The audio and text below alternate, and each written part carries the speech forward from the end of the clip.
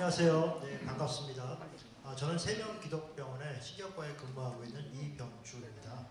오늘 날씨가 굉장히 추운데 이렇게 많이 오셔서 저도 이제 감격스럽고요. 네, 환영합니다. 오늘 주제는 이 치매 새로운 치료제 그리고 시간이 되면 치매 예방까지 좀 말씀을 드리려고 하는데요. 네, 뉴스 잘 보셨나요? 네. 뉴스에서 이 레캠비라는 신약에 대해서 간단하게 소개를 해주고 있는데요.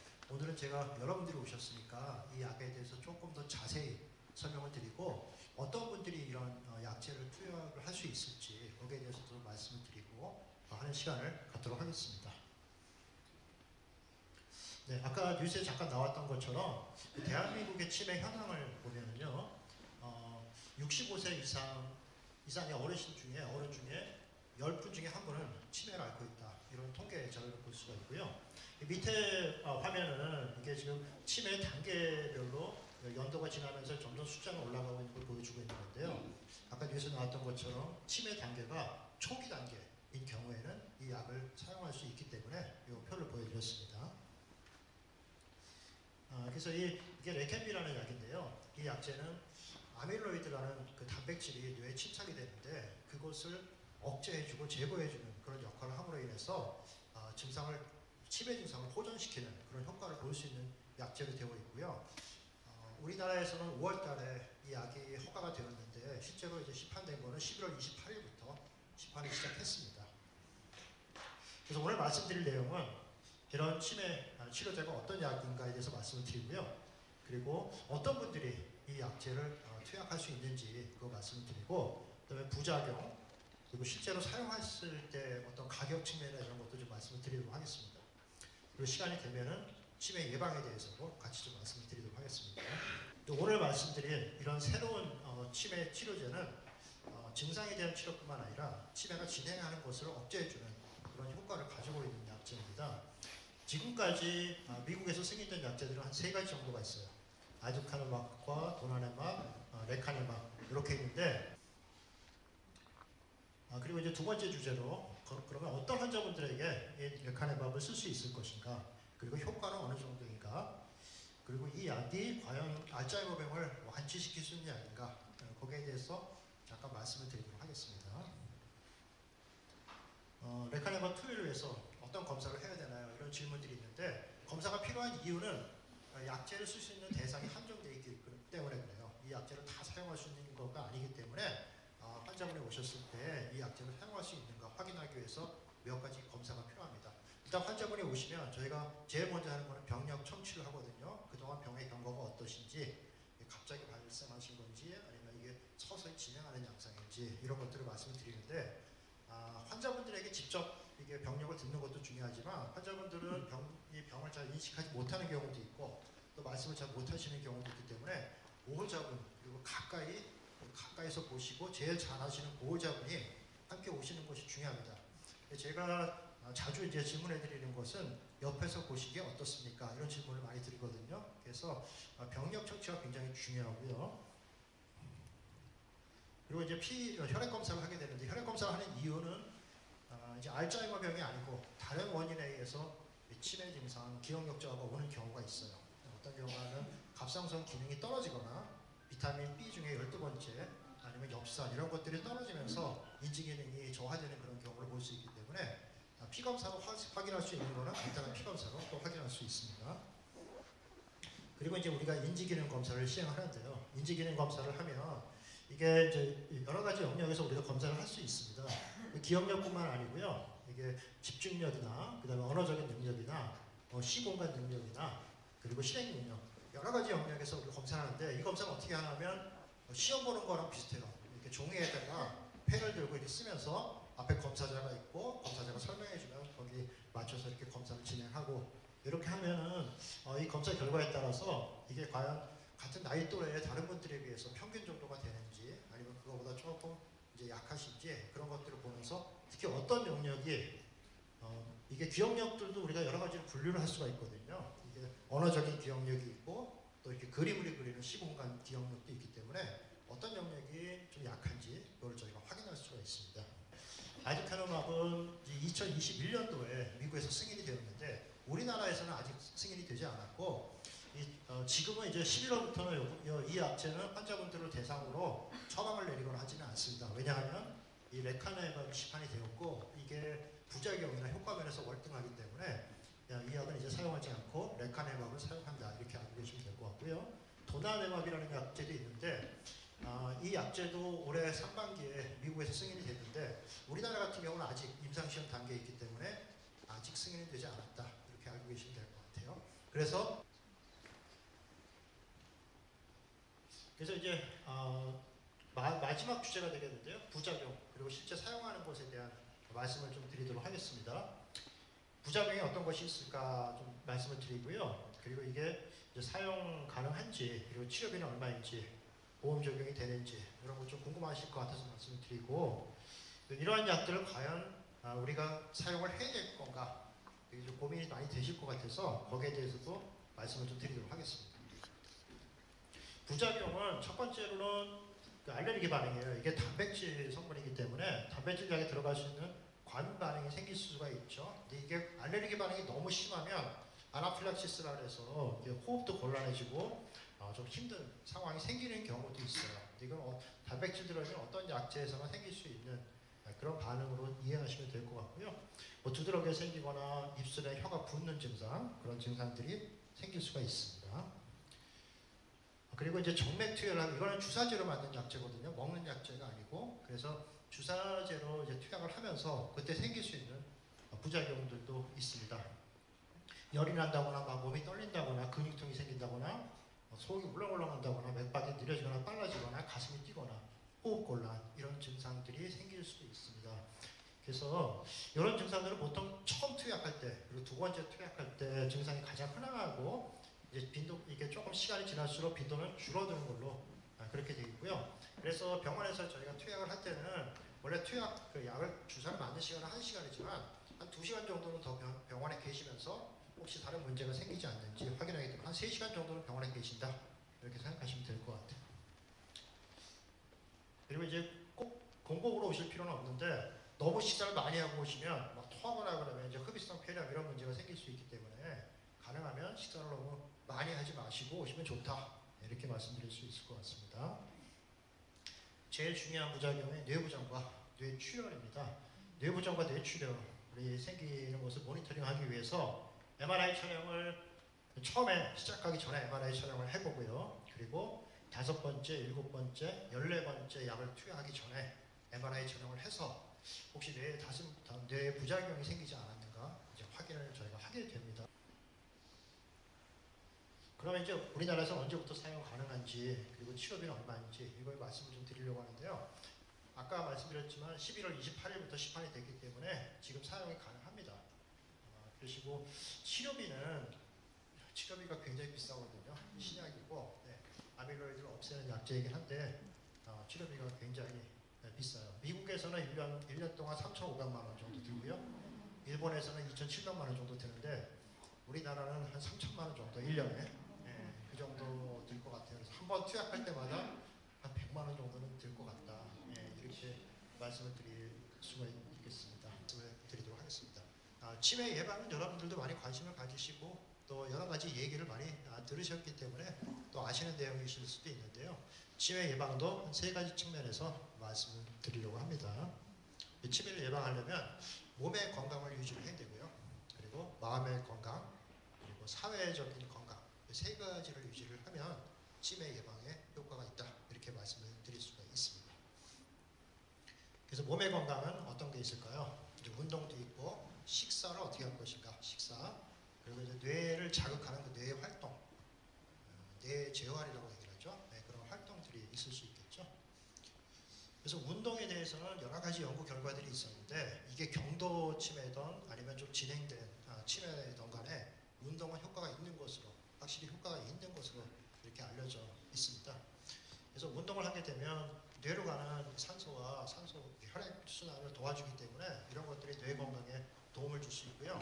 그리고 더 이제 좀 믿을 만한 연구에 의하면 운동을 함으로 해서 심혈관 기능이 좋아지기 때문에 역시 그 치매에 도움을 줄 수 있다 이렇게 얘기를 하고 있습니다. 그러면 이제 어떤 운동이 좋을까요? 운동 중에 그래서 제가 그 미국 치매협회 그 웹사이트를 참고를 했는데 거기서는 자연 속에서 좀 빨리 걷는 것도 도움이 된다 이렇게 얘기를 하고 있어요.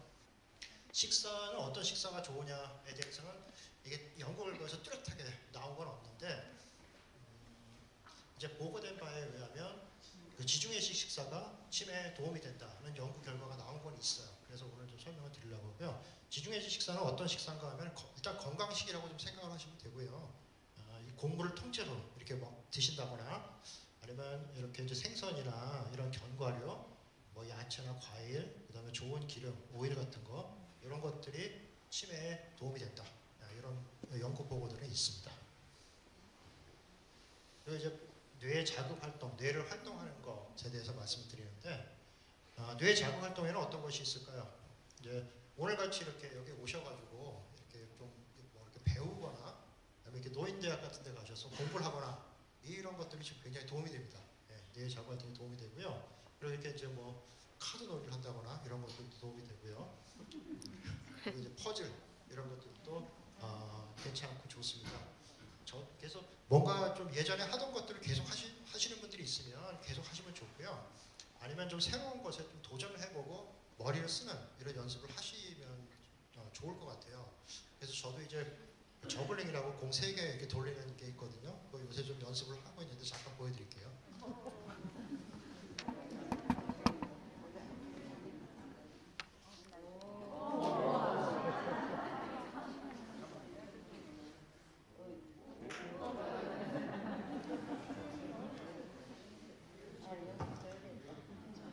평소에는 잘하는데 이게 오늘 아침에 앞에 나오니까 굉장히 떨리네요. 네.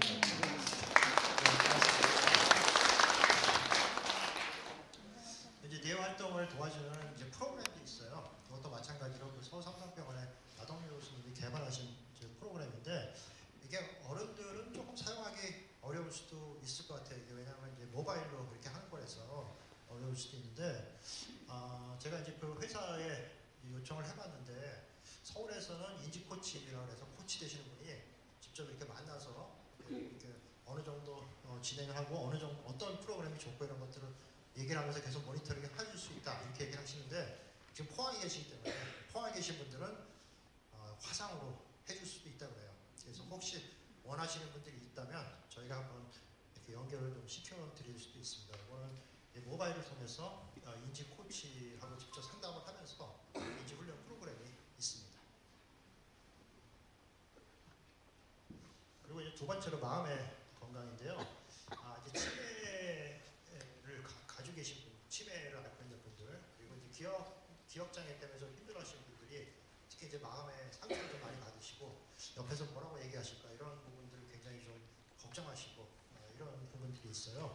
그래서 이런 좀 이렇게 마음의 상처나 좀 이렇게 마음에 안정되지 못한 이런 것들은 가능하면 주위 사람들하고 같이 좀 상담을 하고 대화를 하고 이렇게 서로 얘기를 좀 하고 의견을 듣고 이렇게 하면 좋을 것 같아요. 부부간의 대화도 괜찮고요. 친구간의 대화도 좋고 전문 상담사를 통해서 이렇게 의견을 듣는 것도 좋을 것 같고요. 목사님하고 상담하는 것도 좋습니다. 그래서 마음의 건강이 중요하다 이렇게 말씀드리고요. 이제 마음의 건강이 특히 이제 너무 좀 지나치게 되면 이게 삶의 의욕이 좀 떨어진다는 분도 있고 이게 뭐 아무것도 하기 싫다. 예전에 취미생활을 여러 가지 했었는데 지금은 아무것도 안 하신다. 이런 분도 있고요. 그리고 뭐 일어나서 뭐 밖에 나가고 이런 것도 좀 좋아하지 않으신다. 이게 좀 지나치게 되면 나중에 우울이 좀 생기실 수도 있고 그러신데 우울 정도가 너무 심해지면 그리고 삶의 의욕이 너무 떨어진다 그러시면 이거는 의료진의 도움을 받으시는 것이 좋습니다. 그리고 이제 스트레스가 있는데요. 스트레스는 누구나 받는데 그 스트레스를 내가 견딜 만한 스트레스 정도가 어느 정도인가는 사람마다 좀 다르잖아요. 너무 과도한 스트레스를 받게 되면 이거는 정신 건강에 좋지가 않겠죠.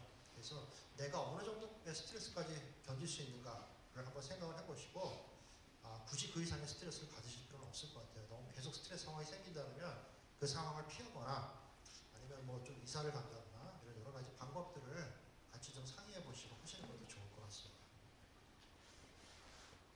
그리고 이제 사회 건강을 유지하는 거는 그 네트워크라 해서 서로 이제 교류하고 이런 것들을 통해서 치매를 예방하는 그런 효과를 가져올 수 있습니다. 그래서 모임이나 이런 데 예상하셔서 활동을 하실 수도 있고요.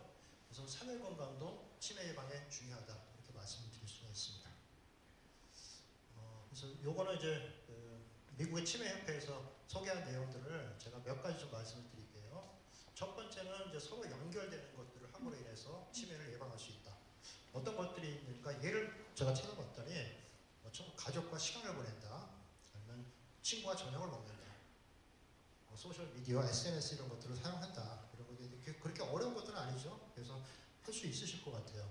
그리고 책 읽는 같은 모임에 간다. 그리고 친척도 한번 찾아가 본다. 그리고 예전에 친구들하고 연락이 잘 하진 않았지만 그냥 다시 한번 연락을 해본다. 이런 것들도 될 것 같고요. 그리고 건강에 도움이 되는 습관을 만드는 것이 좋습니다. 그래서 예를 들면 물을 충분히 마시고 건강한 음식을 드시고 그리고 잠을 충분히 잔다.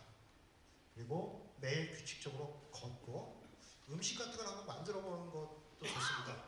음식이 저는 간이 잘 안 맞고 이렇게 하더라도 한번 만들고 시도를 해보는 게 좋고요. 이렇게 운동을 같이 할 수 있는 친구를 찾는 것도 좋을 것 같습니다.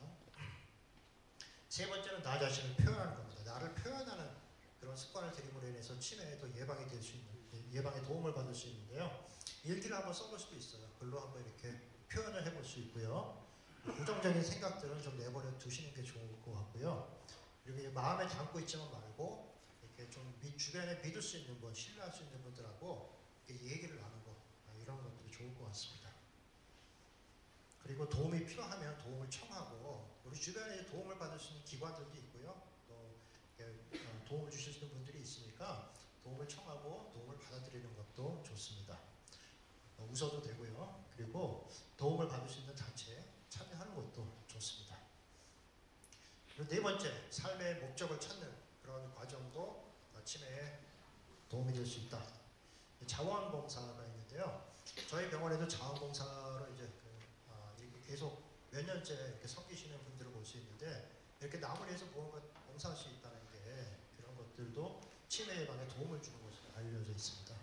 이제 주저하지 마시고 무엇인가 이렇게 시도해보고 시작하는 거 그것도 좋습니다. 그리고 취미생활도 좋아요. 예전에 하시던 취미생활이 있다면 그걸 다시 한번 해보시는 것도 좋을 것 같습니다. 그리고 내가 가진 기술, 예전에 내가 했던 일들 같은 그런 기술이 있잖아요. 그런 것들을 다른 사람하고 같이 나누는 것도 좋을 것 같고요. 지원하는 거, 노인일자리나 이런 것들도 요즘 많이 참여를 하시는데 할 수 있으면 그런 지원해서 하시면 좋을 것 같고요. 다른 사람에게 멘토가 된다, 다른 사람에게 어떤 도움을 준다. 이게 좀 굉장히 거창하게 들릴 수도 있지만 그런 게 아니고 예를 들어 손자나 손녀들에게 예전에 그 경험들을 이렇게 얘기해 주는 거 그런 것들도 도움이 되실 수 있습니다. 그리고 다섯 번째, 이제 영어를 풍족하게 하기 주제인데요. 이제 묵상을 하거나 그리고 나만의 시간을 좀 갖고 나만의 시간을 좀 가지면서 조용히 묵상하는 그런 것도 도움이 되고요. 그리고 내가 아직도 할 수 있는 것 그런 것에 좀 집중을 하고 내가 할 수 없는 것에 할 수 없는 것을 너무 쫓아가지 마시고 내가 할 수 있는 것 거기에 집중하시면 좋을 것 같습니다. 그리고 때로는 너무 급하게 하려고 하지 마시고 천천히 가고 그 순간순간을 좀 즐기시면 좋을 것 같고요. 자연과 함께하는 것도 좋고요. 전자기기를 한번 꺼보는 것도 좋습니다. 도전하는 건데요. 뭘 도전할 수 있을까요? 우리 포항에도 미술관, 극장 이런 거 있으니까 그런 데 가셔서 활동을 하시는 것도 좋습니다. 그리고 수업을 듣는 것도 좋고요. 예전에는 신문 스크랩 같은 것도 하셨잖아요. 요즘은 이제 안 하시지만 그런 것도 한번 해보는 것도 좋습니다. 그리고 책을 읽거나 이제 필요한 부분도 신문 같은 거 읽는 것도 괜찮고요. 퍼즐 같은 거 해보는 것도 좋고요.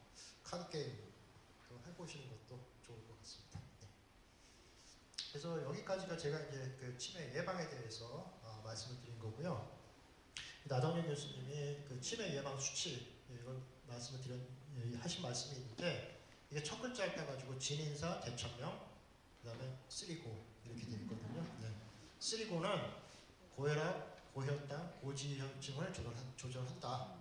이런 걸 조절하기 위해서 필요하면 중간중간에 좀 혈액 검사를 하셔서 콜레스테롤 수치가 너무 높은지, 혈압이 너무 높은지, 당이 너무 높은지 이런 것들을 조절하시면 치매 예방에 도움이 되실 수 있고요. 이렇게 G는 진단하게 운동하라. 운동하는 거 유산소 운동 굉장히 좋고요.